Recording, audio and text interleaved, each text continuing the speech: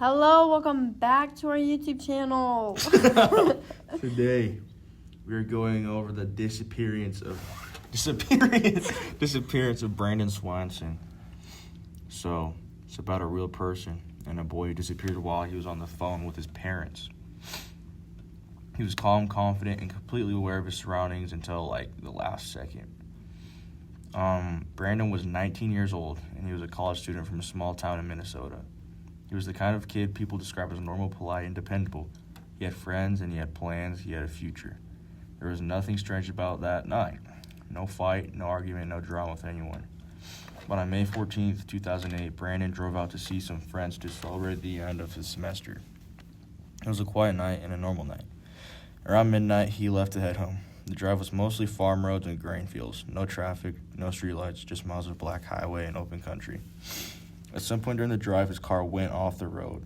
Investigators later said he probably mistook a gravel road for another turn. The car rolled slowly into a ditch. He was not hurt, and the car is still working. He simply just couldn't drive it out of the ditch. So he pulled out his phone and he called his parents. His father answered, and Brandon told him he was okay and explained what happened. He said he was near the town of Lind and that he could actually see the lights of the town glowing in the distance.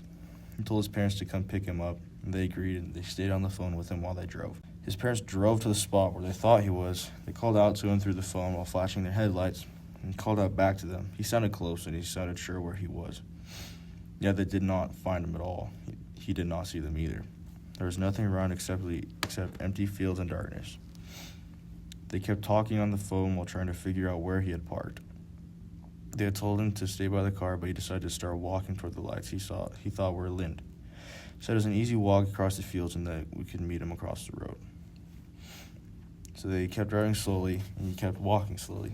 They talked for almost 50 minutes. The tone of the call never changed. He was calm, confident, and sounded completely normal. Eventually, Brandon said something quietly, something like, "Wait, no, that is not right." He stopped walking. There was a pause, and then he said two final words. "Oh, shart." I'm not saying the actual word. The phone did not hang up, and there was no scream, no struggle, or no sound of running, just silence. His parents kept calling his name, and the call stayed connected. He was never answered, though. The police searched this area for weeks. They found his car exactly where he said it was. There was nothing wrong with the car, and there was no footprints leading away from the road after a certain distance. Search dogs tracked him to the edge of a river, and the scent disappeared there. They dragged that river for months. No body, no clothes, no phone, no sign of an animal track, no sign of a struggle, and no sign he drowned. He vanished during a calm phone call while his parents listened. He was not far from home, and he wasn't running from anything. He wasn't confused or panicking, and something had happened in that moment. To this day, no one knows what he saw, what he heard, or what he realized in that last second. His parents say his voice was completely normal until the change in that final word. The phone call ended only because the battery died. Search efforts continued for years. Nothing has ever been recovered. No trace of Brandon has ever been found. A person does not simply disappear into open farmland. Something happened out there and in the dark. Something no one saw and no one heard. The story of Brandon Swanson remains open. A boy walking under the quiet stars, talking to his parents, just trying to get home. Then one final moment of realization, one small phrase, one silence that has never been answered. "Oh, shart." Then nothing. That's horrible. That's kind of scary. That's sad for the parents. Yeah, because they were listening to him and he just disappeared. Do you think they have survivor's guilt? Not survivor's guilt, but it's I could have done something. Yeah, or we could have got there faster or something. Probably, I would. That's so sad and horrifying. The text that I found said that he thought the lights were the town of Lind. But what if those were alien UFO lights and he was walking towards them and he got abducted, dude? Oh. Because it didn't confirm that it was Lynn that he was talking to or walking to. He said he just thought it was Lynn.